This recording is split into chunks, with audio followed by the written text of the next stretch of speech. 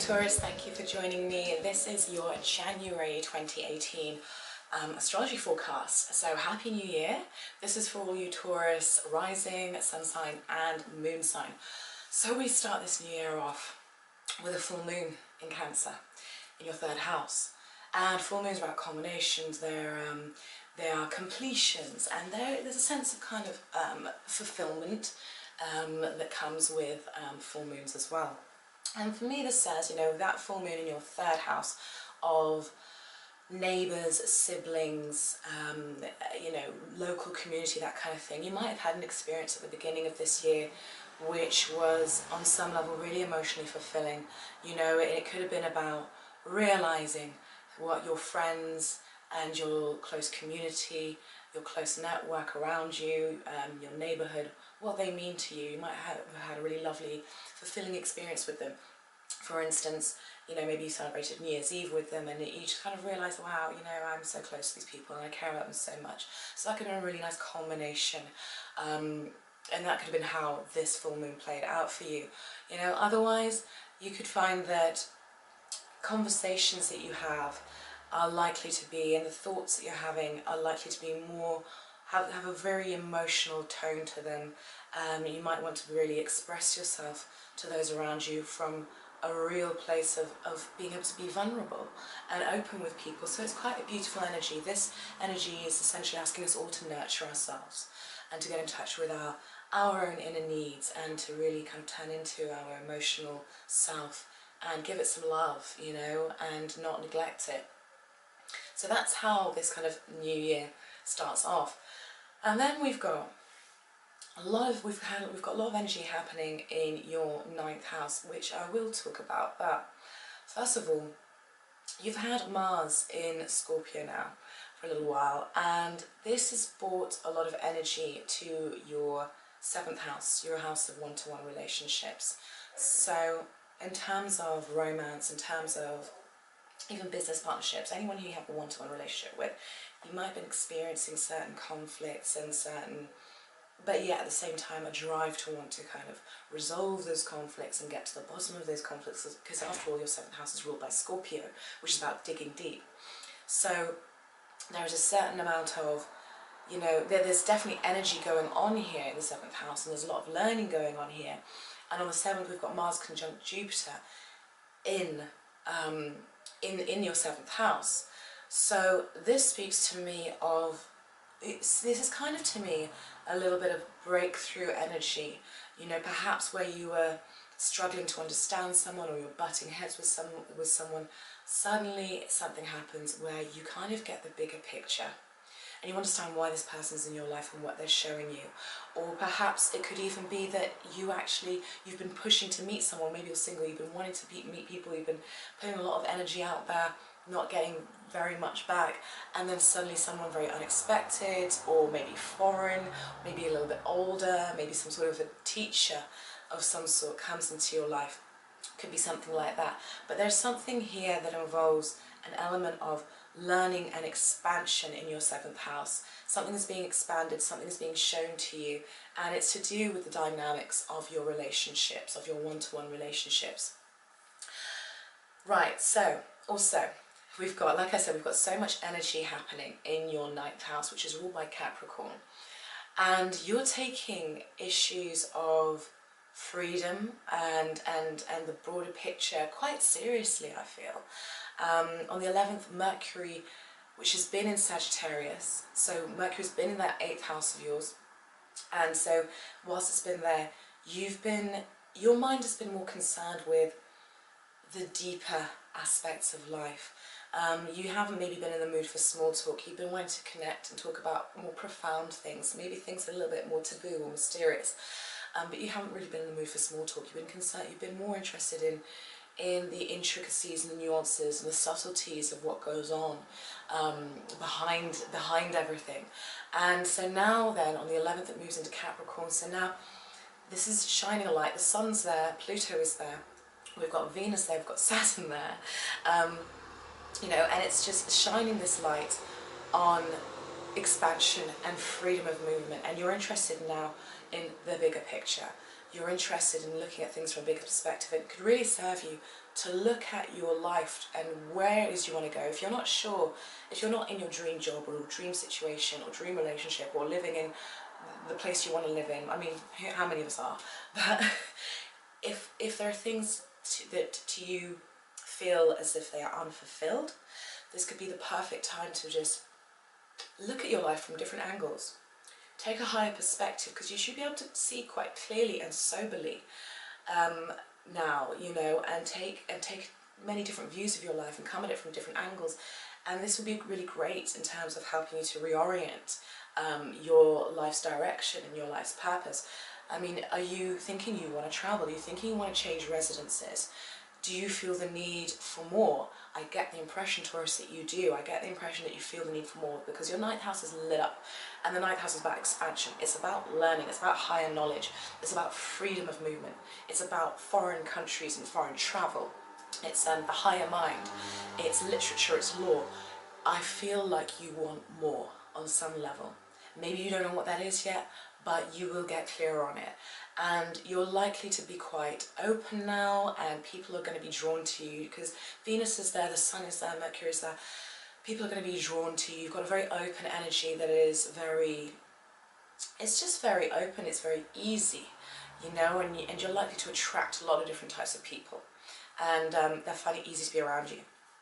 Okay, so then on the 16th, we have Jupiter sextiling Pluto in Capricorn, and Jupiter is there in that 7th house of yours, your house of one-to-one relationships, and it's sextiling, what do I say, it's sextiling, this is where I have to write things down, sextiling Pluto in that 9th house of yours. Right, so maybe there is an opportunity here for you and a partner, if you're in a relationship, you and a partner, to think about how you're going to grow together, to think about maybe there's something, do you want to move in together? Do you want to go traveling together? Is there something that can, maybe something will come to you and you think, oh my God, do you know what, this is exactly what we need. And it's an opportunity for growth for both of you that could potentially be very transformational.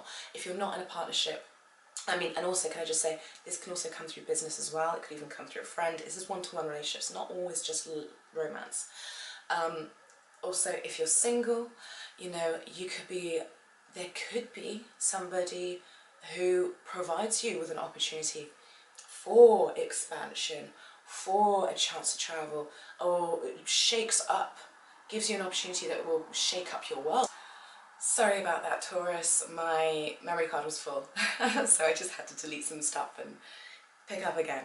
So yeah, so that was Jupiter sextile Pluto in Capricorn. Okay, so right, what were we saying? So we've got all this energy going on in your 9th house, and you know, like I said, you know, there's this sense with you that you're just looking at life from a broader perspective and thinking about what it is you want.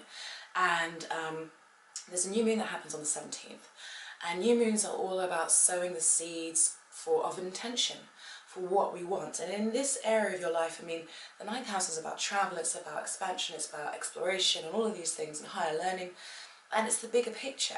So I mean, you can, and in Capricorn as well, which is, you know, is about foundations and is about structure, is about bringing things into material form. So this new moon can be a really good manifesting new moon. So write down your intentions, say your affirmations, really kind of get clear on what it is you want, because you've got an opportunity here to build that should you want. You know, it should bring some fresh energy in terms of how you see your life and what it is that you can get out of life and what it is that you can experience. There should be a feeling of optimism and of, you know, and a sense of excitement and adventure that comes along with this. On the 20th, the Sun moves into Aquarius, so you're starting to shine. This is that time of year where you start to really be noticed at work, you start to put in more efforts at work, you're getting along well with superiors. 2 days before that, Venus, your ruling planet, moves into the 10th house. So where you were looking at maybe how, where you were very much maybe pursuing, getting a lot of pleasure out of pursuing different activities and different forms of growth, maybe even making your relationship grow in different ways. Maybe you had a breakthrough in your relationship and it led to some beautiful growth. In the 9th house, you know, now it moves into the 10th, closely followed then 2 days later by the Sun, so you are attracting good things. you're attracting positive things. Your superiors are likely to see, you know, to see you in a favourable light. Are likely to see you in a favourable light, and you're likely to be attracting opportunities, and also, you know, likely to be attracting ways in which you can demonstrate your reliability, your responsibility. You might have to take on more authority, but I feel like you'll be alright with that. I feel like that's not going to be a problem. Excuse me. So, you know, this is really positive energy, and you can see, you know, because a few days later we have, not a few days later, it's on the 31st, we have Mercury go into Aquarius, into that 10th house as well. So we have the Sun, we have Venus, and then closely followed by Mercury, as always, heading into that 10th house. So it's almost as if you spent time thinking about, what do I want, how can I grow, what new opportunities can I, are there, you know, how can I expand, what do I want to be when I grow up, type thing. And that new moon energy maybe gives you some insight and a fresh feeling of clarity and purpose, and maybe some new opportunity, and then you start to actually instigate that and put that out there into the world, into that 10th house world, which is your public persona, which is your career, it is your most outer face. Sorry, getting distracted by people walking their dogs. On the 26th, Mars enters Sagittarius, so where he was in that 7th house, and there might have been real drive to be with someone, and there might have been a bit of conflict around it, there might have been a lot of looking at relationships and all of this. Now it goes into the 8th house, which is, it's actually ruled by Sagittarius for you. And this is about, to me, this is about a sense of growth. So if you're in a relationship, maybe now you're looking to have a growth of intimacy.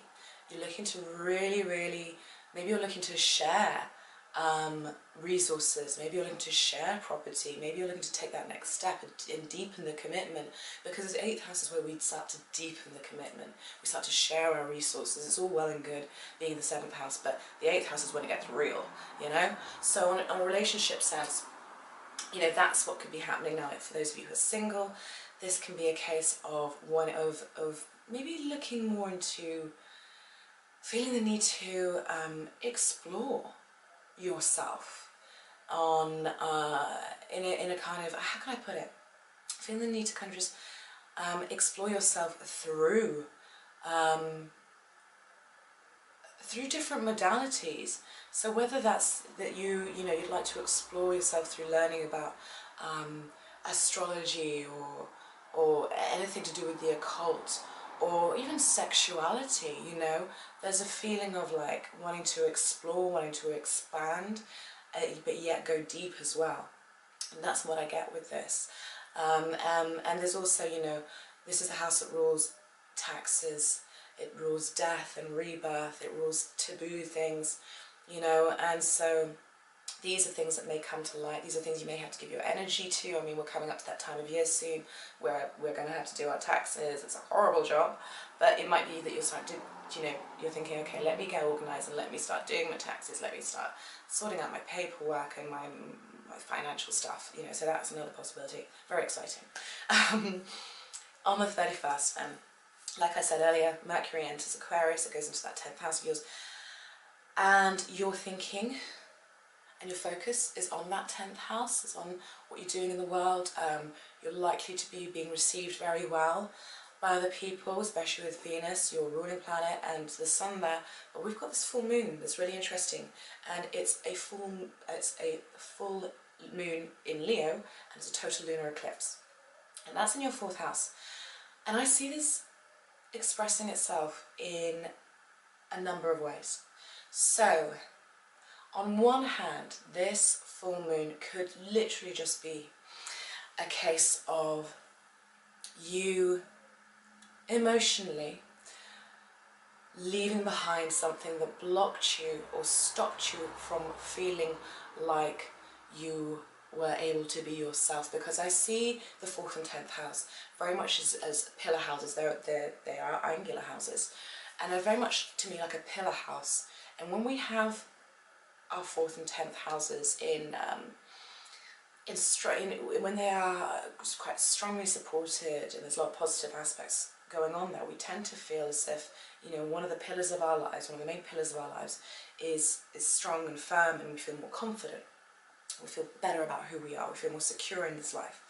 So on one hand, this says to me that, you know, Leo rules the heart. So maybe there's something that gets eclipsed out emotionally that you've been holding on to. Something to do with the past. Something that it's just, you'd held on to for just way too long, and maybe now it just comes to an end, it just comes to a release. That's a possibility. Eclipses do eclipse things out of our lives on an emotional level. Lunar eclipses are more of an internal thing that then start to reverberate and show themselves in the outer world.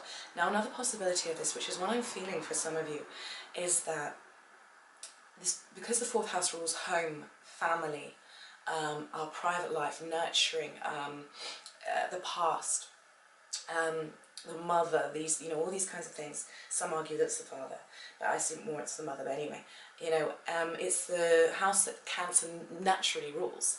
So the moon is comfortable here. So this full moon here speaks to me about something unexpected perhaps happening.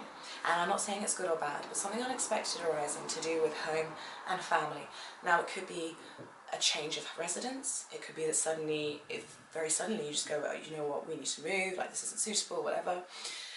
But it could also be that somebody in your life plays some sort of a role, or something happens where they demand a lot of your attention, because the shadow side of Leo, which is where this lunar eclipse is going to be, is the shadow side of it is demanding and excessive me. You know, it can be a bit self-centered in that sense. That's the shadow side of Leo. So it could be that somebody demands a lot of your attention. Something happens, an event happens, and suddenly you're having to give a lot of your attention to this person. And whereas there was all this energy being focused on the 9th, 10th, you know, other houses, all of a sudden something demands your energy. And perhaps it's going to be a family member, or a family matter, or a matter to do with the home.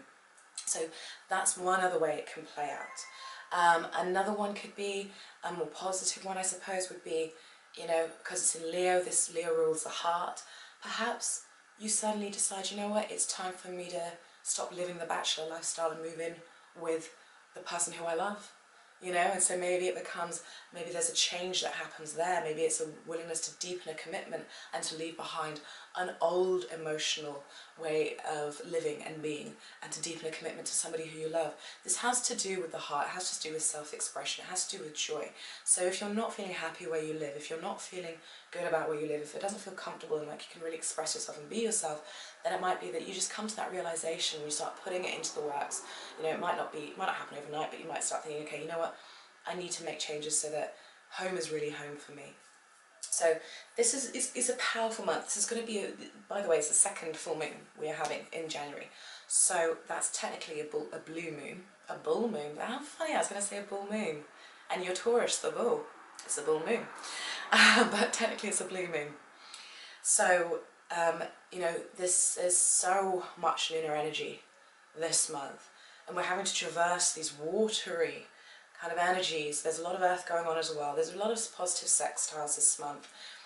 I don't talk about as many aspects as I used to in previous videos, just because it takes me forever otherwise, and it's a lot to do 12 videos every month. But I hope that made some sort of sense, that helped you. I love hearing from you guys. Thank you for all of your support. Please check me out on Facebook, where I just started a Facebook page. Haven't got very many followers at the moment, and I'm working on it and working on building it and everything. Astro Anushka, or follow me on Instagram, AnushkaKKK. And you know, as always, it's really lovely to speak to you guys. I love the support. I love your interactions, and I will see you next month. Much love. Mwah. Bye bye.